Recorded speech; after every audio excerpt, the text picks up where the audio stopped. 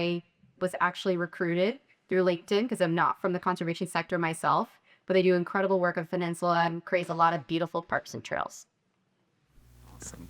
Thank you, Olivia. I think I remember, if not the first time, one of the first times was meeting you at a Save by Nature event. I think, yeah, it's bringing back memories. So good afternoon. Buenas tardes, everyone. José González, he, him. And the hat I'm here with right now is this equity officer for the East Bay Regional Park District. We love our long names. I'm resisting, I'm going to say it anyways, to say I'm in my public agency era, in the sense of there's a reason and intention to be within a public agency for me right now, but I come with some experience in consulting with different orgs, as well as nonprofit, and then education and so forth. So I look forward to kind of sharing what that path has looked like and what does it mean in terms for me to like do equity and conservation. Amazing. Thank you both. Thanks for being here. I'm really grateful that you're part of this today. So for our audience, what is equity, especially when it comes to conservation? So when we talk about conservation, we often talk about like biodiversity, land stewardship, climate resilience, but conservation does not operate in isolation, and it does require equity in order to function. It requires long-term trust and community effectiveness. So equity determines who has access to land, who benefits, and who feels welcome and part of decisions. At the same time, the research shows that equity and access to nature supports mental health, physical health, and the communities that it serves. It helps support resilience in communities. So equity and conservation, it's not an add-on, it's something that is core to our mission. And that's one of the messages I really want to get across today that I know you both really feel passionate about too, that all the missions that we are part of today and that is part of conservation, equity is at the root of it, and it shows up in all sorts of different ways that we work. So equity is the work of identifying where systems produce uneven outcomes and adjusting those systems so that people can contribute, they can make decisions, and that we have different voices in leadership. So I'd love to begin today by asking each of you, how has your understanding of conservation evolved from focusing on land protection to thinking about systems and structure? Feel free to start, Olivia. Thanks, Katie. So I kind of shared briefly that I didn't know what conservation was before I started working with Post, so that tells you something. My background's actually in equity, inclusion and diversity efforts, and I was recruited in as the first director of DEI for Post. So the fact that I didn't know what the term conservation meant to me was like an initial indicator that this isn't necessarily well known to all communities. So for me, my introduction to conservation is, what's the history of conservation been? Well, not that surprisingly, it's very exclusive, very limiting for a lot of people, and downright problematic for a lot of people. And then what are we doing today? We're making up for all of the years where people were excluded from the sector. So since I've joined Post, I've had the pleasure of working with an incredible team that think really deeply about how to further different communities' access to nature, which means literal trail building and park projects in new communities, as well as how do we invite people onto the lands we've already conserved, how do we get input on the types of projects we do. And then the other half of my job that I love is working with the staff internally to think about equity and systems, and how do you make sure that staff have a voice to even help craft the future of the organization. So unfortunately, in many organizations, the majority staff of color and the majority less well-represented staff happen to be at the earlier stages of their careers or in positions of less power. So that's part of the dynamic that you're working with, is how do you create space for people to have a voice at decision-making tables. I'm going to stop there because I know Jose has a lot to say. Just to compliment. And I know we'll have a space for some Q&A, but I'll say this part is I'm trying to think of my responses both in kind of what is or would have been helpful to me like 15 years ago, and also what is helpful now in doing the work. So I say that in case, as you're thinking about questions, please bring them up. So for me, it's kind of in three parts, right? One of them is growing up, I didn't think like I want a career in conservation. For me, immigrant kid, oldest out of in my family, first to go to college, English language learner, all that. I was thinking, what is just having a job, right? To not burden my immigrant parents and make them wonder, like, you're supposed to go to school to like not have to do these other hard things. So I was looking at education as the career path. And as part of that training, I got to be in an outdoor education program in college that worked with migrant students. So that means throughout the summers, we were outdoor education instructors. So that was the first kind of like, this is interesting, like this is a thing. And that question about if I wanted to do this thing, where do I go? Who do I connect with? Who do I reach out? What are the networks? Because that existed in education, it exists in health, it existed in, like in immigration, you name it. But for conservation or outdoor stuff, wasn't there. And then next phase was with the founding of Latino Outdoors. It came out of this idea of like, what is this feeling about? Do I feel like I belong or not? And like, what does that mean? So I wasn't at the structure systems level yet where I have to do that now. So the third part though is, as Olivia's saying, for us, for our individual preferences, right, whether we actually like hiking or not, to actually be an individual preference, is there something structural in place that facilitates and impedes that that's out of our control? And so an example of that, when we talk about redlining for the East Bay Regional Park District, part of the story, the narrative is that people taxed themselves in the middle of the Great Depression, 1934. They were willing to like do this for conservation. But then if we don't pay attention, what we're leaving out is at the same time, 1933 is the start of redlining throughout all these hills. So you've got these two different maps that are happening, and we weren't often enough talking about them together to then be able to say, so isn't a personal preference in terms of who lives closest to these protected spaces and gets the benefit as a legacy. And so now I think about, as an example, is how do we continue to disrupt those maps? Otherwise, they'll continue to show up.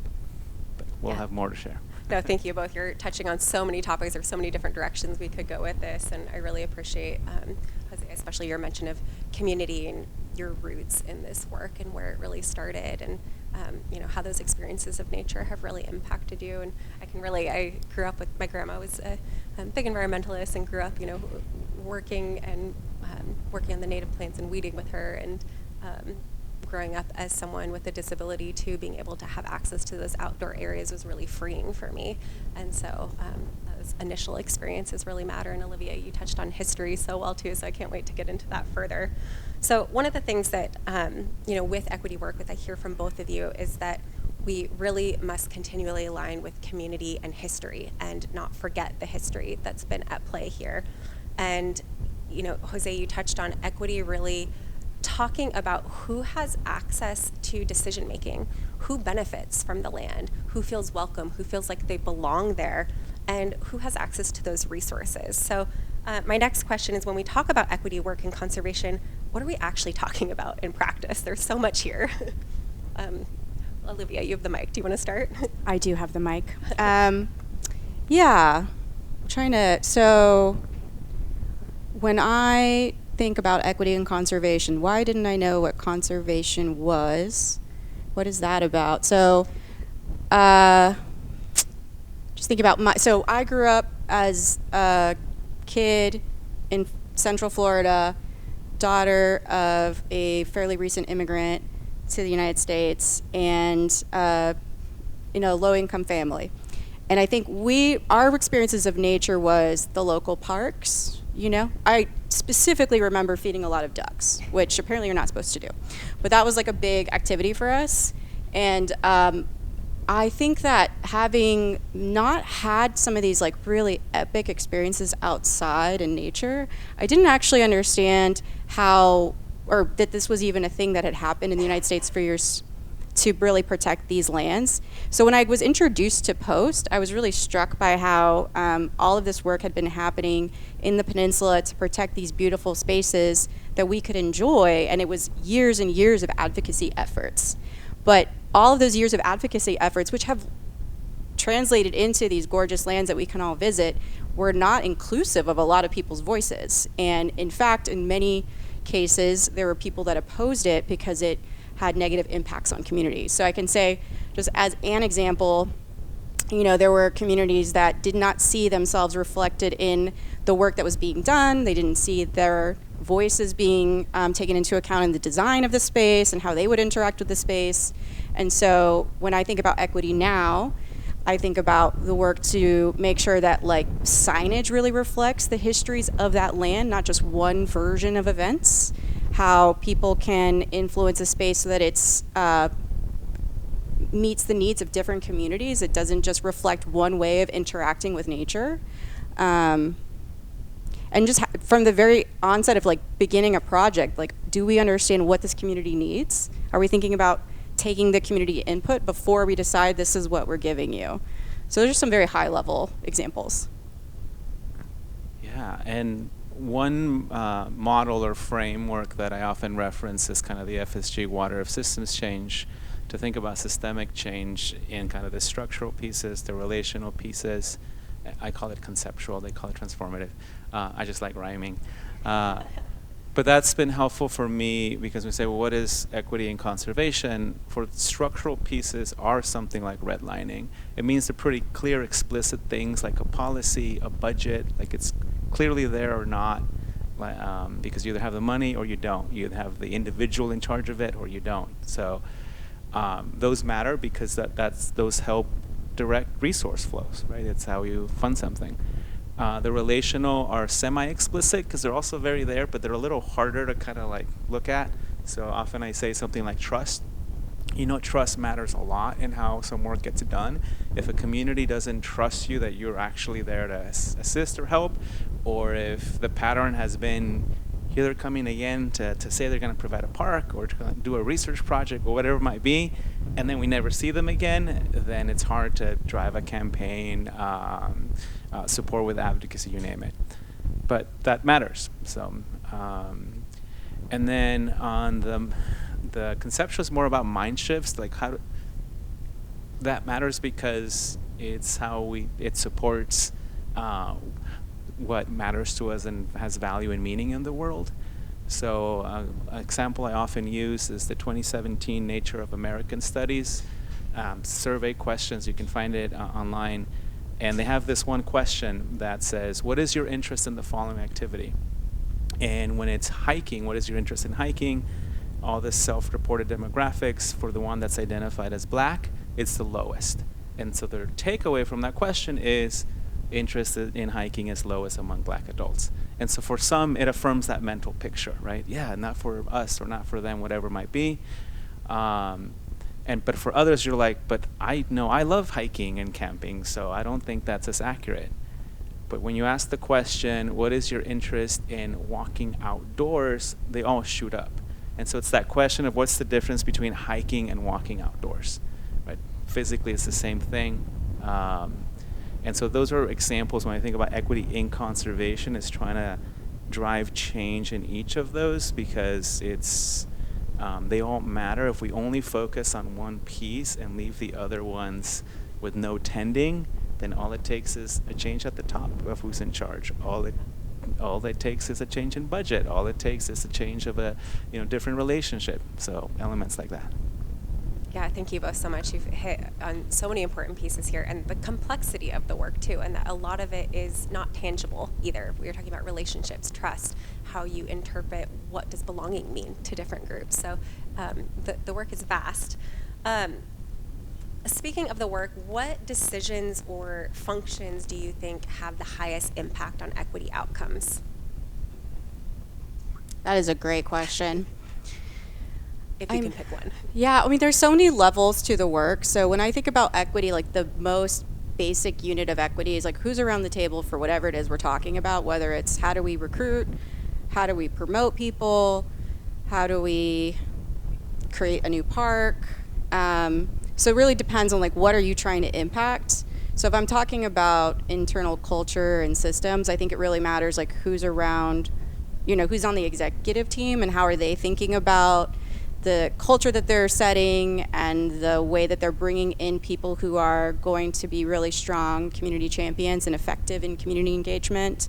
I also think it matters who's in your highest levels of leadership, your board. How are you thinking about people who can bring not only amazing professional skill sets from various fields, but also like an equity lens, a community-centric lens, a certain humility to like learning and taking in new information as well, I think is really important. So unfortunately, I think it's in every level of decision making, but I would say it really does help to have champions at the highest levels to make sure that those changes are implemented and lasting.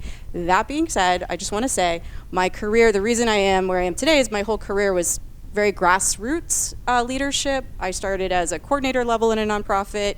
I noticed what was not equitable or inclusive in my organization. I saw a lot of bias and problematic behavior, and I championed efforts in my nonprofit to evolve it. So, you know, that's part of it too, is like really bringing up those voices to make sure those changes are made. Awesome. I know. We have seats at the front, so don't feel your. Yeah, it's a great question. One way that I've thought about it is you start with something that's a concept, and yet very real, like power. And so one way to start is like, when we're talking about power, what does that mean? What does it look like? How does it manifest? Is it structural power because they're the person in charge, like a general manager? For us, that's who's in charge at our park districts. It's the general manager. That's the title. Is it relational power, meaning that it's not just the title, but it might come with a lot of the social kind of economic demographics privilege? Is it because of a gender? Are you going to be more listened to and heard, or are ideas going to be more valued than not? Is it a conceptual narrative power in terms of how that is the story that makes sense, and so it fits for us or doesn't fit for us? If we have time, I'll tell you an example of that towards the end. So I think about that in terms of power, and then it's still like, well, what does that look like in the space or whatnot? So one example I try to use as an anchor is the curb cut effect. Has anyone heard that term? Are you familiar with the curb cut effect? Oh, good. So that's one thing you can look up. The kind of 40-second version of it is 1970s and beyond disability activists here in the Bay Area in Berkeley. They're like, if I'm in a wheelchair, like, how do I get onto the sidewalk or get off the sidewalk? So now when you look at all the streets, like at the corners, there's a curb cut. You take it as normal, as like, yeah, that's how you design a sidewalk or street at the moment. And so through advocacy, through grassroots effort, through the manifestation of that kind of power to affect the institutional power of, like, at the city decision makers, you get to the point where you have a curb cut effect. And the shift is that this isn't just a benefit and value to someone in a wheelchair. Guess what? It also benefits and values someone that, might have an injury and with age is walking on a cane, the mom or the parent with the stroller, the delivery person carrying packages. So that idea of designing kind of at the margins or with that in mind, then it's a benefit to more than. And so I try to think, it's like, what is a curb cut effect on a policy or in the approach? Because it isn't a benefit to just, quote unquote, this group of people. It's a design that addresses that inequity and ends up having this benefit for all.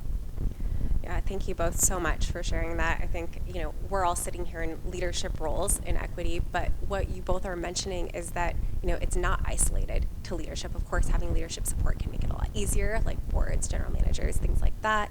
But implementation happens everywhere, in land acquisition, the proximity of land, in planning, who's engaged, in interpretation, all these different areas. So I really appreciate that, concept of universal design, and that everyone throughout the organization can have an impact that really stretches far beyond what they think it can. Earlier you both mentioned history a bit, and Jose, you mentioned redlining, and I want to share a very, very brief history of conservation and how it relates to equity. And there's a lot here, as you both know. But really, when we examine where equity lives today and who's in charge of it, we do have to look at the history and the legacy of those decisions that were made before us. Conservation developed within the social and political structures of the past, and it shaped who benefited and who did not. And while it has a very powerful history, it's also a very complicated history. And, modern conservation in the United States started around the 19th century, and it focused on national park creation and land preservation efforts. And while these efforts did protect an extraordinary amount of landscape, it also harmed a lot of communities, outright harmed them, and did not include them in access. So while conservation was developed within these political and social systems, it displaced and harmed Native communities. It did not allow for everyone to have access to these lands. So this is the foundation that we're working from, and we have to recognize this if we're going to be able to move forward. Those structural patterns, they didn't disappear, they evolved, and that's the systems we're working with today. Those inequities do remain systemically placed across the Bay Area. In Jose, you were talking about redlining, how that impacts the land that we're working with today. So it impacts the health, the climate, the communities that are all reliant on these lands. So we know the benefits of being in nature and having access to land is quite vast. So because history matters, I want to ask both of you, who has historically benefited the most from conservation efforts, and how does acknowledging the history of the field actually strengthen our work rather than make it more difficult? Either of you can start. Do you want to start this one?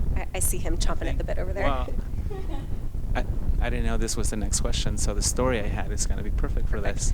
This will be very quick. How many of you are familiar or know the term silent spring in the environmental movement? Quite a few, right? What is an important person associated with that term and word? Rachel Carter, right? So I say that because that's part of the story when we talk about what is the narrative. And that's important because it's one of these, I think of an inflection, right? It's a moment in environmental history that it matters. And we needed it because the reality is we were still messing up, but it was a good acknowledgement of how we're messing up with DDT. And also when you look at her story, just basically I know we're being recorded, so leave it out. All the crap she had to put through because of her gender, right? And how she wasn't believed and so forth. And that's an example of a true story. And then also there's more. There's an incompleteness that there's value to, because that thread is what was used for an organization like Environmental Defense Fund. That was their case. We're gonna go to court and fight for the birds, so to speak.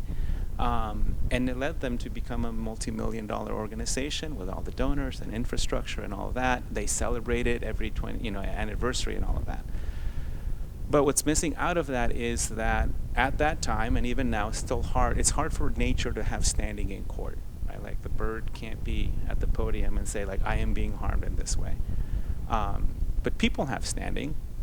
And so the other case that was happening at the same time was from here in California on behalf of migrant farm workers.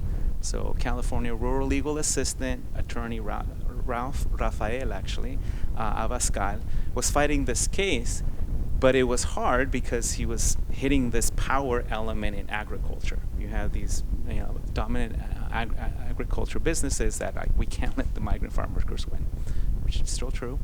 And so what they ended up doing is they teamed up, Environmental Defense Fund, California Rural Legal Assistance, they teamed up because now it was a stronger case because you can point to human farm. And then that story just kind of disappears, gets left out because the win happened through that. But you don't hear about the farm workers and that type of history along with that. And so we end up with them being written out, but also the fight for pesticides still continuing to today for people. And so if we want, conservation wins, whether they're with public funding, whether through policy change, whatnot, it helps to have that complete story to remind people you're not new to conservation in many ways. You've been part of the story. Now, whether it's known or supported or not, that's a different element. And it's important to acknowledge both the way in which you were directly harmed through conservation success, but also the ways that you've been part of conservation success without being acknowledged. I think the only thing I'll add to that is, so I studied anthropology in undergrad. So some folks might be familiar with the concept of ethnocentrism, which is basically like putting your particular culture in the place of like, I am correct.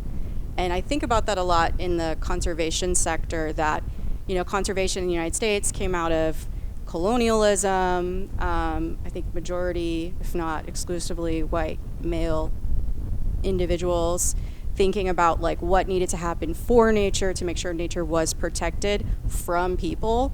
Meanwhile, nature had been in right relationship with people for millennia. So now we're getting back to, there's literally scientific studies that happen all the time that say like, wow, indigenous people knew what they were talking about when they said that this is the way you should take care of this particular area. And it's ironic to me that we need the scientific study to prove that what people were saying was true. But I think a lot of the current conservation conversation today, to me, comes down to like, how can we listen to different perspectives and histories and make sure that we're not ignoring that someone else is an advocate for conservation just because they use different language or they have a different perception of what it is to be in nature. I love the example of a walk in nature instead of hiking. My mom does not love camping, but she still loves being outside, you know, and so what do we think of as a conservationist? I probably would have not called myself a conservationist until 4.5 years ago when I started working with Post. I still feel a little bit like a fraud some days because I'm like, well, I'm very people-centric. So I think that's at the heart of that question for me. Yeah, thank you both. It's so rich, and I really love what you're saying around being able to recognize the full breadth of the history, so the good, the bad, and how that really impacts the responsibility that we carry forward. In, you know, sometimes we feel like we're building something new, but we're actually just connecting to the roots and the actual history that's there. So, you know, you mentioned something, Olivia, about being people-centric. And so that brings me to internal culture of organizations. So, you know, the systems that we're trying to shift externally are often reflected in our internal organizations, in our communities, in ourselves even. And so when, you know, people do not feel safe raising concerns or sharing alternative perspectives or sharing knowledge that they've held as true for millennia, but maybe the science hasn't backed it yet, like you mentioned. You know, when we don't feel safe bringing those full lived experiences into our work, we're missing out on some of the strongest outcomes that we could possibly create. So my next question is a little bit more around internal culture of organizations and how that really can support equity work and work with communities.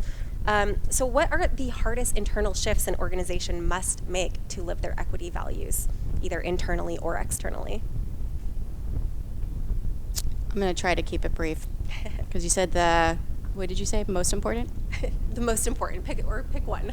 I got two. So I mean, I think the session description talks about how internal culture is so vital for the external work, right? It's about, if you want to serve more communities, you need to have more voices in your organization that understands said communities. Do you have the language skills on staff? Do you have the cultural competency skills on staff? So like a simple way that you can affect change really powerfully without upending the entire structure of your organization permanently, I think, is like bringing together groups that are representative of different levels within the organization and represent different viewpoints within the organization. And by that I mean the whole gamut of lived experience and professional experience, and having them come together to solve challenges more cross-functionally. So that person that works in HR that maybe didn't work in conservation for 20 years before they joined this organization, they might have something to share about actually reaching community members because they have a lived experience that the other person doesn't. So I think that's one way to do it. And then, of course, even internally, listening to the external communities that you're working with to help inform who are you bringing into the organization. So I think a really powerful thing in the last few years that we focused on at Post is bringing in more staff who speak Spanish. we're working in communities that are majority Spanish speaking, we need to have the capacity to work with those community members on the ground. So that's just one example. So cool. I'll also pick two. And I was trying to remember, there's the review of the literature and research as like what makes it most effective for DEI to function in our organization. And there were three pieces. I'm forgetting one of them. Or maybe the way essentially is you need to make sure that quote unquote middle managers have power. For me, early on, I used to tell people we need the top down. Like you need leadership direction to like say this is happening. Right, like if I have to wield that institutional power to say we're going to do this, that needs to be there. And often we have bottom up because it's usually younger individuals and their leadership being like, this, I don't think this is working this way it's supposed to be. And then you get a comment, well, actually, it's working exactly how it's supposed to be. So, but you can't, if you keep hitting that, then you end up having people leave, right? So hence the middle out matters a lot. And then the other two pieces were around mentorship. So how do you, and it doesn't have to be formal or structural mentorship opportunities, but there has to be something there where you're in that relationship that provides guidance, feedback, and whatnot. And I know for me, that's actually come up in different ways that have been really helpful through fellowships. And the other one's like self-directed groups. So I think as Olivia was mentioning, like you got to bring people together in which you have to engage with the reality of engaging across difference and making it work. So whatever collaborative process, all of that.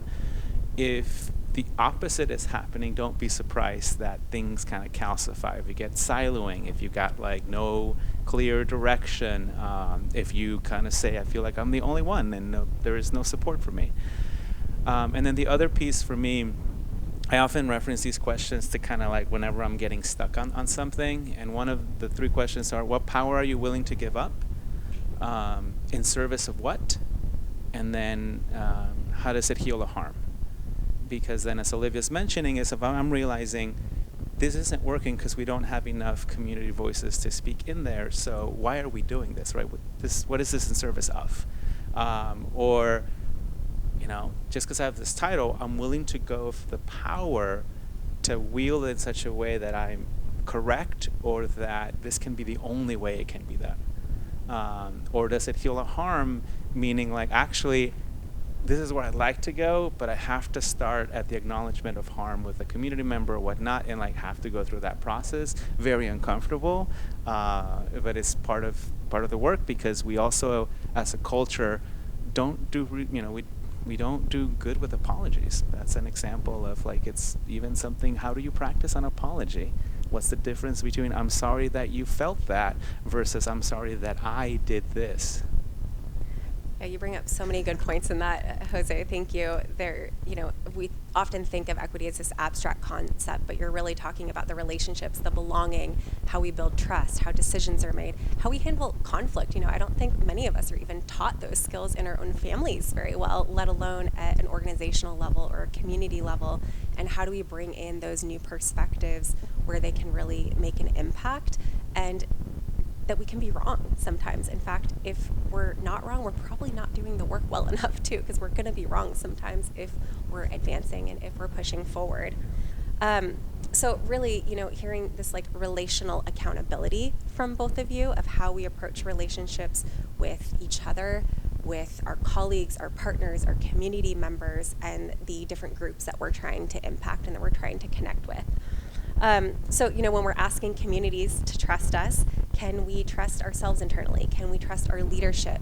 Are we transparent? Are we accountable? These are relational skills that are required too. And it kind of comes back to what you're both talking about in the beginning of these more, softer skills and relational aspects of the work that are still very, very important and influences how power is distributed, really. So, especially for people trying to get into conservation or early in their careers, and Jose, you mentioned a lot of times change is coming from the bottom up too.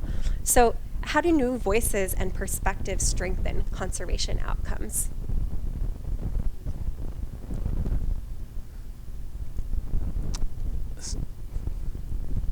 I'll try to decide where do we start. So the answer is yes. And for me, because when you talk about culture, first you have to like be aware of the culture that you're in that maybe values individualism versus a community in a different way that values certain perspective, as Olivia was mentioning. So I say this because step one is to not fall into the trap of like, if you're younger and just starting and you're frustrated that everybody older doesn't get it and should just be out of the way, that's a starting point. But then we miss the opportunity to be in relationship with elders to kind of get some of that insight. And if you're quote unquote older in your career and you're like, the young people don't get it, they're just like asking for too much and whatnot, then you miss on the opportunity to think about how to be more expansive and really be, to do that. So I think for me, being in that relationship has a lot more power, which is found in a lot of, different cultures that maybe we don't value with some current spaces. So I think for me, that's one element. And then the second is, the practical reality that a lot of the jobs that are equity and conservation may not exist yet. And you will shape those. You will shape the need for them. You'll shape what they'll look like. What I can say is like the role that I have, it's an inaugural role. So I'm the first, this position was brand new, created. I'm the first one to decide what it looks like and whatnot in the office. That didn't exist when I was in college and thinking, you know what, I'm gonna study and train to be an equity officer. It's like, what is that? So there's that element of hope that I think comes into the conversation and the value, as well as the acknowledgement that it's going to be a mix of setting up the foundation to look for the opportunities and go for them, and don't lock yourself. I'll close it in this way. Trying to shift away from this idea that there's a career pipeline, and I think of like maybe there's career braided riverways. Because a pipeline is like, this is it. If you're not on this track, then you've messed up and you're lost and whatnot. But with a riverway, you have direction. And I often say, think about your watershed of experiences and opportunities and what that's going to flow. There's going to be sinuosity and whatnot. And as long as you've got a flow and direction, that's a good place to be. So you don't feel like, ooh, should I now do this? Should I now do that? And really think about, is this part of a sinuous path versus me thinking it has to be a very channelized one? So beautifully said. If I knew when I graduated college that I was going to be a director of culture, equity, and belonging, I don't think that job existed in 2009. So I want to answer this question in two parts. One is the kind of people who are really excited about like strategy work related to this topic of like equity and like leading that at the highest levels. And I just want to say to plus one what Jose said, I have always led with equity in my work. It's been a personal value. It's been a lived experience that I brought to the table from the very first nonprofit I worked at, where I noticed that in my organization, in that time, we had colleagues who happened to be Latino who were not being heard in the same way from our leadership, and they were, I thought, doing some of the most innovative education work, and they were really working with the whole family. And so I was really clocking all the invisible labor that was happening, that was being underappreciated and undercompensated, and unfortunately also disrespected at that time. And so for my very first job, my job wasn't to tell my boss what I thought, I don't think, about everything she was doing, but it was the way that it was what my values drove me to do at the time, was to find a way to connect with leadership and explain what I was seeing in a way that was influential, right? So it's not easy. It can be really exhausting. We talk about code switching. We talk about mental and emotional labor of the work. That's all included in this job. I'm just going to tell you right now. But it is really exciting when you get through to someone and you start to see those changes happen. And it's in every job that I've had, that's been part of my work, not because someone asked me to do it. So I just want to say that. If this is in you and you really want to pursue that, I think you can bring it. I did it in volunteer management. I did it as a store manager. I did it in fellowship management, and then ultimately became my job, right? Now, more broadly speaking, if you work in a nonprofit or another organization and you care about this work, but it's not maybe your title, but you're wanting to see the organization evolve, I think it's really helpful to find like-minded people to come together. It's kind of what I was talking about earlier, to advocate for what you think needs to happen. And again, you have to figure out how to work across difference, which includes potentially generational differences or professional culture differences. I happen to be a nonprofit professional, and in my background, there's a lot of like maybe conflict averse but very nice people. Sometimes you encounter people that are a bit more corporate, let's say, and they don't seem to be as caring. It's kind of like trying to be more curious in those moments and not make those assumptions, because we could easily end up in a situation where we see each other's on opposite sides of the table. And so I work really hard to try to find where's the Venn diagram alignment, and can we start from there to push forward any change possible. So those are my 2 pathways.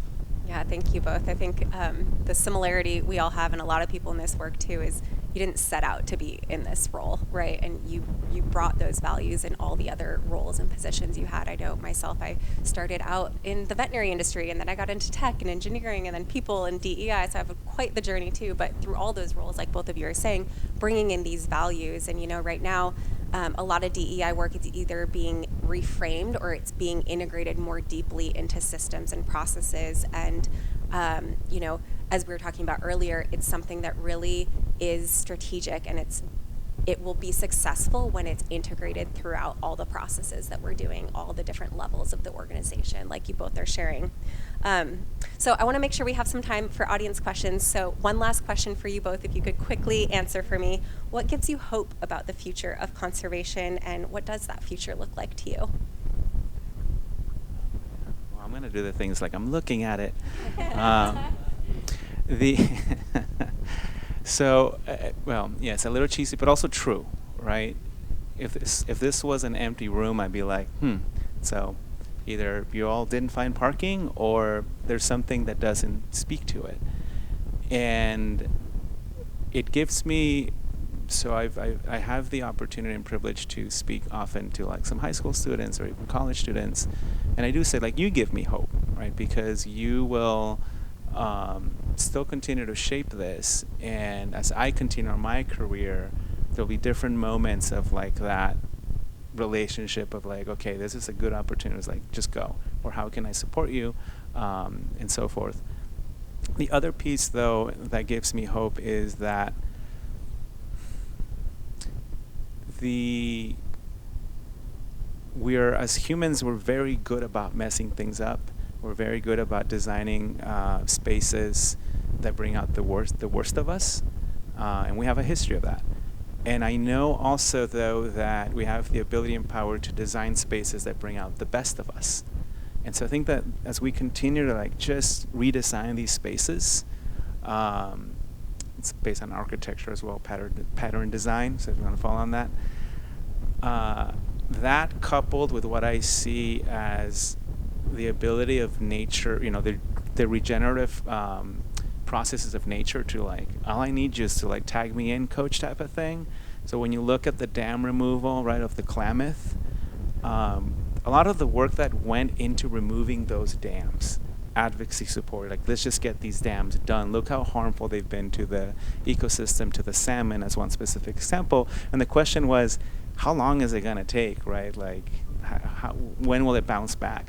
And to know that the salmon were showing up like almost immediately, and they're finding their way, and at the same time you have like native youth paddling, kayaking down the river, like, that gives me hope. That I'm like, if we can crack some of these pieces that are just have been launched in there, there's resilience in the sense of the regenerative systems.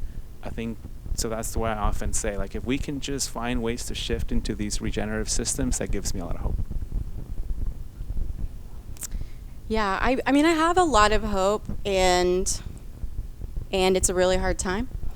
So I'll just say, in addition to some of my younger colleagues who bring so much like ingenuity and creativity to their roles, and I get to see the ways that they manifest new spaces of belonging, both externally and in the organization.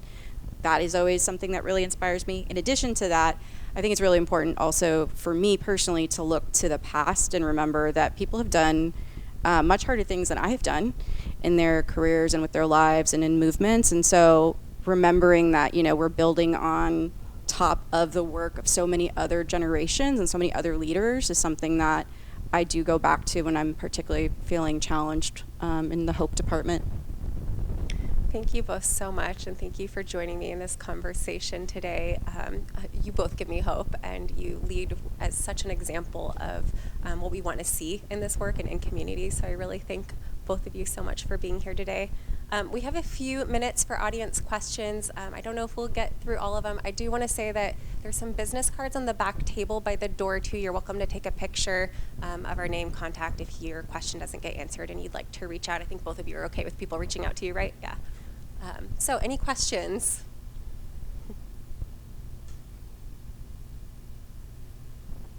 Yeah. There was a moment where you mentioned that there, like, a lot of DEI work or engaging work has shifted in some ways to be either excluded entirely from an organization or getting ingrained more deeply and like enshrined in practices. Do you two view your roles as like hopefully you work yourself out of the job in the sense that you are trying to enshrine inclusion practices, so there isn't just an officer who's doing that? Is that very long-term vision? I love that question. So I've been holding back this comment that's been in my head that is a lot of DEI work is really just reflective of excellent organizational structures and best practices in doing work in general. So yes, I think the siloing of DEI is necessary at the onset to get things moving, to have this really vast cross-functional view on where changes can be made and what to prioritize. I don't personally see myself as needing to always have this siloed role, and I actually think it can work against the work in many ways. So in a lot of organizations, DEI rolls up to HR, and that is a silo that keeps you from having a broader impact, as one example. So I'll just say briefly, yes, I do think for me personally, the future is continuously training and recruiting in employees with these skills and mindsets that support this culture lasting, hopefully forever. And Jose, you'll have to make it a little fast because I think we're Super about quick. need to switch over. Yes, Thank yes, you. both and. Yes, because there's the community organizing principle of you work yourself out of a job. And then two is, how does it shift the job so it isn't just intervention, kind of like tend to the emergency like a medical doctor, and into like wellness maintenance that is going to be ongoing. Thank you both so much. Thank you for that question. All right, we do have to switch over. Thank you all for joining today. Really appreciate it. Very cool.